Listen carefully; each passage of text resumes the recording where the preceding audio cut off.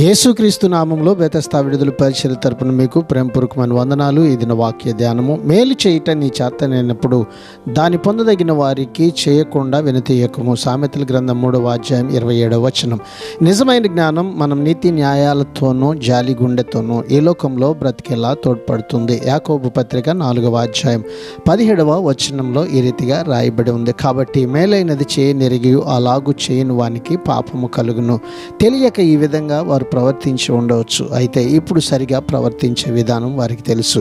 కాబట్టి అలా చేయకపోతే వారేమీ సాకు చెప్పలేరు. మంచి చేయకుండా వదిలేయడం అనేది చెడుతనం చేయడం లాగానే పాపం అన్న సంగతి మనం గమనించాలి. కాబట్టి ఇది నా వాక్య ధ్యానంను బట్టి మనము ఎవరికైనా మేలు చేయగలిగినటువంటి స్థాయిలో ఉన్నప్పుడు అలాగున మేలు పొందదగిన వారికి మేలు చేద్దాం. అట్టి కృపను దేవుడు మనకు దయచేయను గాక. ఆమేన్. ప్రార్థన. మహాపరిశుద్ధుడా, మహోన్నతుడా, జీవాధిపతి, మా మంచి యేసయ్య, నీ మహాకృపను బట్టి ప్రేమించి మరొక నూతన దినాన్ని మాకు ఇచ్చినందుకు నీకు వందనాలు, స్తోత్రాలు చెల్లిస్తూ మేలు చేయుట యందు మేము విసుకక ప్రభువా చేయదగినంత వరకు ఇతరులకు మేలు చేయనట్లుగా మమ్మల్ని అయ్యా మీరు జ్ఞాపకం చేసుకొని బలపరచమని యేసు పరిశుద్ధ నామమును బట్టి ప్రార్థించి అడిగి వేడుకుంటున్నాము తండ్రి. ఆమేన్.